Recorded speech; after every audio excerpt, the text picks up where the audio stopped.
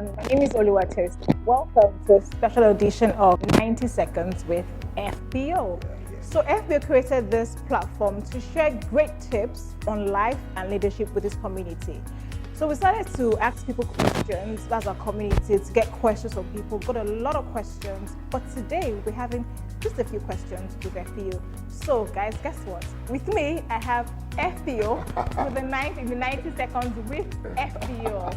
But how are you doing? I'm great. How does it feel being 2 years? 2 years. I mean, when I look back, I mean, over 104 videos, and I look at the support system we've built for this, and people like you also being part of it. It's fantastic. And one of the things I learned again is when you want to do something, to start it. You can't imagine what it's going to grow to become. So it's exciting. 2 years, and I hope we'll have many more years with 90 Seconds with FBO. Awesome. I won't miss anything. Don't do that. Okay. Don't miss it as well. So let's go straight into the question. Yeah. So we have a question from Aderonke Davies. FBO, you wear a lot of hats. Yeah. How do you juggle all of them together?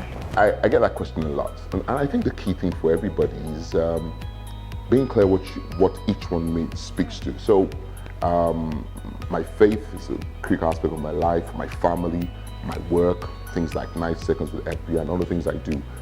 So I try to ensure that whenever I'm playing those roles, I give it my best. But I'm very clear in my mind. The most important ones to me, my faith and my family.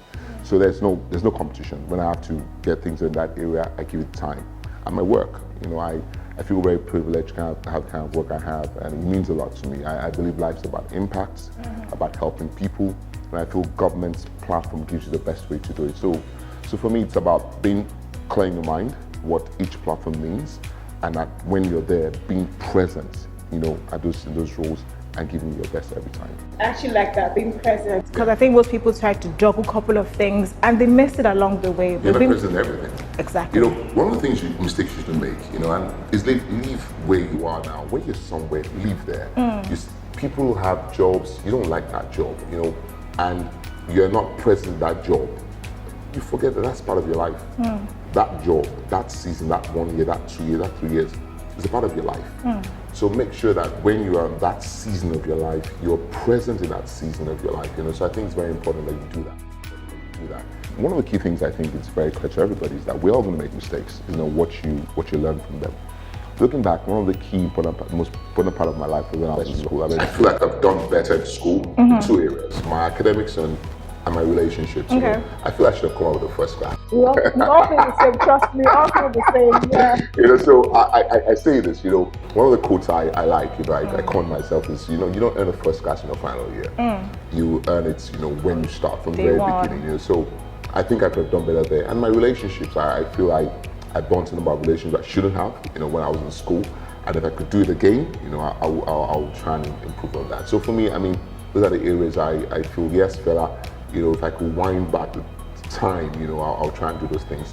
So if I hear you right, you're saying relations very key wherever you find yourself. I'm saying life's about relationships. Okay. And I think it's a takeaway for you also, and all of us.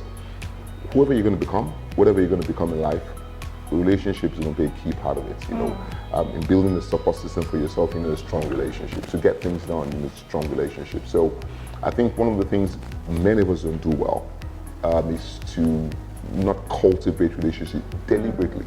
You have to cultivate it deliberately. Yes, I would tell you that it's one thing I've learned. So I know, and day by day I try. I still make mistakes, We all make mistakes. But I try to do it all the time. The next question is for guys that young professionals going into the workspace. Yeah. I know that a lot of people are probably going to run up with the NYC and they're trying to get into that workspace. Yeah. What is your advice for them? How do they kickstart that whole professional career? For me, my work experience, before I started my business, I worked in system specs, and I had a fantastic boss, Mr. John Obaro, so I remember two things. He told me something, but before I go to that, I left system specs some 20 plus years ago, and I still have a fantastic relationship with Mr. John Obaro.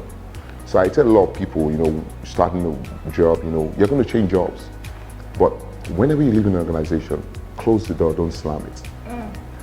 So many of us slam doors, we don't close it, so it makes it difficult for you to go back to that place. So one of the things I learned from my time, when I was leaving, I left well. Until today, we have a fantastic relationship with Sabah, and all the key guys are still there. The second thing is what he told me when I was just a fresh NYSC guy, and I remember one day he called me and he said, in every organization, there are two sets of people. The people that get things done and people that just talk. And I always say, you can also correct me if I'm wrong, every time you go through a downtime, there's a lesson to be learned from Definitely. it. If you don't learn that lesson, you're probably going to repeat the lesson again. Yeah, I mean, you see, that's life. Yeah. I mean, if life was just smooth all the way, I mean, Something will be wrong somewhere. there's something wrong It's somewhere. like, this is too smooth. You know, I don't believe it. it can't even happen because Yeah. that's life itself. Yeah. You know, so yes, you know, when you go through those downwards, there's something to learn. If you learn those things, it helps you, you know, in your future endeavors in life. You know. See life as what it is, a marathon, not a sprint. You know, hilltop moments when things are going very well, And then down. valley moments when things are not going very well. This too will pass, you know. So even the hilltop moments will pass. Yeah. I tell people, you know, people see you today and feel like, hey, your life has always been smooth. I tell people, I have my story. I mean, when I started my business, my early days, things were extremely tough. Like, I couldn't afford to buy Pampers for my kids. I mean, there was Pampers. We couldn't afford it. Not that we didn't want it, we just couldn't afford it.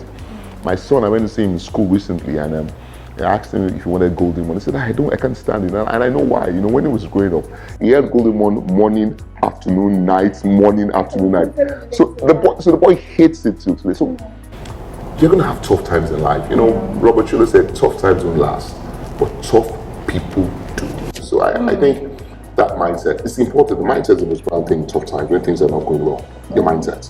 If you have the right mindset, you will ride it and come out of it. If you don't have the right mindset, it can consume you. Wow. It's been a wonderful session. Great to be here again. We should do this again. I think we should. Yeah, we should. Yeah, we should do this again. We should. For me, one thing I've taken out from here is relationships.